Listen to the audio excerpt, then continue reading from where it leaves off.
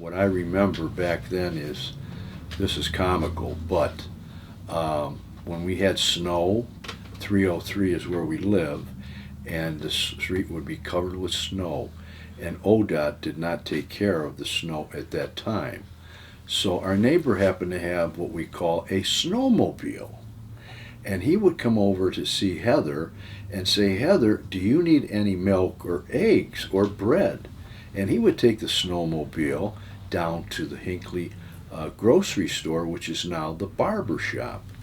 And Dolores Abe's owned the store. And long and short, Dolores Abe lived 6 doors away from where I was born in Parma. So he would bring back milk or bread or whatever, and we always thought it was a comical thing at that time. I always remember being so impressed with the small town, lots of bus travel to get to school, and that the teachers were able to do so much with the students. They were excited, enthused to go to school. They went on to whatever else they wanted to do, the next training, and were really good at it because of the basic foundation that Highland schools gave them. And I've always been proud to be the parent of a Highland student. I would recommend any new people moving into town to stop by Foster's in the center of town, and have maybe a beer or an iced tea, and meet your neighbors. They're always there. Thank you. I think that's a good idea too. And I would want to say one thing, that if life is not a dress rehearsal, and if you're going to move into Hinckley or be in Hinckley, do something. Get active. Your attitude is everything. And if you've got an attitude toward, wow, I want to jump in and help out, or I want to jump in and change this a little bit, do it. Have that positive attitude going. We were at war. Now I'm just about getting old enough. I guess I was about 5, and the war's over. But we didn't, there were no televisions or anything in those days. The fire siren was ringing, and the church bells were ringing. And my mom says, it must be a big fire. We didn't have a phone. So we just walked up to the center. It was not very far from where I was living. And the war was over. The fire siren must have rang 50 times, a lot. And the bartender, there was a bar in what's now Foster's. I was 5, so he takes me, see that red button, go over there and hit it. And what it was that made the fire siren ring. But when you hit it, it went 10 times, and then it would shut off. And if you were inside, which nothing in there that I could do in the bar, but there was a lot of people. I'm going to say 50, 60 people. The war is over. Everybody's happy. A lady from down the street, Mrs. Wheezybound. Ridge Road now was a paved road. There was no interstates. All traffic going north and south was Ridge Road or Pearl Road up in Brunswick. And here comes a truck up Ridge, heading south. She got up there in front and stopped him. And then there's a lot of people there. What is she stopping that big? They didn't have, in them days, power steering and things didn't exist. This is 1945. She says to this truck, he stops and he goes, lady, what are you doing here? She says, the war is over. Get out of that truck and dance with me. And he did. The town went crazy, applauding. First, I'm sure they didn't have radios in the trucks during the war, if ever at that stage. The two of them right in the middle of Ridge Road, right here. The town loved it. Well, I lived on Ridge Road almost my whole life. From Boston Road to Hinckley Center, I could tell you the name of everybody that lived on the road. My mother had her own way of doing things. If she wanted to keep track of me, she would call the neighbor. Did you see Tom and John down there somewhere? Or she would tell them, if you see my 2 kids down here, will you give me a call to let me know where they're at? And that's how the community was. People looked after everybody. Yeah, I would like to see some way of getting people to really get together and really enjoy themselves and be like a family community more than a community. Our constable in town, a fellow named Joe Keelick, he, in addition to being a farmer or whatever, he was the dynamite dealer. And I had, by then, again, you didn't need to have a driver's license to drive a farm truck. Dad says, well, go see Joe and get some dynamite. Joe says, are you blowing things up or are you blowing them down? Well, I understand blowing up. Blowing down means you want to dig a ditch. And the chemistry of this dynamite, it was such that it blew down to make a ditch, or obviously it's just the opposite, to blow a stump out. Now you want electric or you want a fuse that you light with a match and it burns? Well, just something you'd light with a match, okay. Now I'm like 10 years old, driving this truck. Joe was our local constable, but I knew him, and of course he knew the family, whatever. Anyway, okay, well, you put the dynamite up with you in the cab. In the back, the caps that set it off, you don't put them together because you're going to have a kaboom. So Joe says, now I'll be listening. How many times that kaboom is, make sure you use it all up. Don't store the sum, well, I'll get to it next year or something. He wanted you to get rid of it. Blow up, oh, it's the right number of stumps. Okay. So my grandfather was this gold miner. He knew how to charge and everything. And we start blowing out stumps. It was on a Sunday. Then after we kind of finished, the preacher stopped here from the Lutheran church. So you're blowing some stumps out, huh? Yeah. He said, could I ask a favor? He says, could you do it a day other than Sunday? He was preaching for that. Never give a thought it was Sunday. Then he's reading along and boom! We're only right here and the church is just, I'd appreciate it if you did that on a different day. I think the most important thing is just to acknowledge the changing community. Sometimes we have these anniversaries and all we do is we focus on everybody in the past, everybody that lived here before, what things used to be like.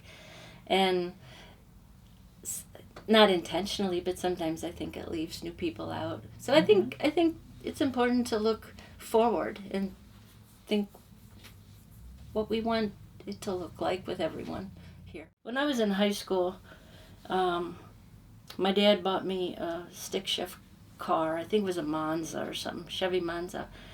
Despite the fact that I had never driven a stick shift before, but he must have gotten a good deal for someone. So I learned how to drive it with difficulty. I never remembered to put it into, lock that parking brake. And by then, Bowman's was the beverage store owned by Dick and Dolores Ave. And that was a very popular location. They did everything. So I ran in and I picked something up at the beverage store, and I had failed to put my little Monza into the emergency brake on and park. Well, there used to be more of a hill there. There's still a hill, but there used to be more of a hill. And I walked out, and my little Monza was sitting in Ridge Road, and it just rolled right into the road. And nobody had come by. I just got in my car. No, there was nobody there. I just got back in my car and started it up and drove it. So, Traffic wasn't very much then, huh? 48 years ago, that's how things were. Now, if you tried to do that now, you'd be in trouble. But I think everybody moves here for the same reason, and there is a lot of homes. When my family moved here, there were 6 houses on our road. Now there's 24. But they're all neighbors, they're all friends, and I think that's the way we have to look at it. Back in the early 70s, the farmers, complaining about the new people coming in, complaining about the dirt on the roads and the smell of the farm fields being spread on the fields, the cow manure and the horse manure and all that. Yeah. If you don't like it, leave us with the... Yeah, really, yeah. But you still see that today, and you've seen more people move in. Well, that was primarily dairy farms Yeah. up along the ridge, because you couldn't really plow because of the rock up there. It wasn't there were very few areas that were good for crops. And so what's a good use of land like that is a dairy farm. The park has expanded, and there's a lot of things that have happened in the park that changes that have come about. It was a very, very popular recreation area. Years back in the middle 1920s, it was proposed to have a development down there very similar to what Chippewa Lake is. And it was done quarter-acre lots, was going to be all the way around the lake. The lake was originally started to be built by a private group of people, and they went bankrupt in the 1929. That's how it became park property. If you could look in the search the records today at the courthouse, there's still a lot of the property that belongs to the Cleveland Metro Park that's listed to the Cleveland Trust. Ralph, which was the second son, as I said, joined the Air Force, but he always loved flying. So after he got out of the Air Force, he bought his own plane and prepared a runway on the original Bowman farm down here on 303. And he would fly that plane around and have his fun and invite people to fly, take them up for flying. And he would then land on the airstrip in the hayfield that was part of the farm. The janitor was a very nice gentleman named Oscar Witt. He'd ring the bell to start school in the morning, and then he'd ring the bell to start lunch hour, and then he'd ring the bell to come back from lunch hour. And the kids would all gather around, and Oscar, can we ring the bell? Can we ring the bell? He was nice enough, he would let some of the kids tug on the rope. And when it came my turn to tug on that rope, I grabbed the rope, and the bell must have been at its far end. Anyway, I pulled hard on the rope, and the bell rang, and then it swang back the other way, and I'll be darned, that thing lifted me about 3 feet up off the ground. I was so surprised, and I'm still surprised at this time that happened, and then rode it back down. It was just something that sticks in your mind when you're a child like that. Our principal, Mr. A.J. Call, came to the classroom door and called the teacher, Mrs. Schlechte, out and said, I'm going to see you for a second, and called her out into the hall, and they left the door partially open. I could see out there, and here out in the hall was a soldier dressed in uniform, and Miss Schlechte's husband got back from the service on leave and was getting ready to ship overseas, and they had a greeting, hugged, and boy, it just struck in my mind that that kind of event happened there. Slightly after dark, after all the people had left the swimming pool and cleared out of the park, and park ranger went home, the guys that had cars would all gather them up there about where the refreshment stand is now, and we'd drag race up, going up the road,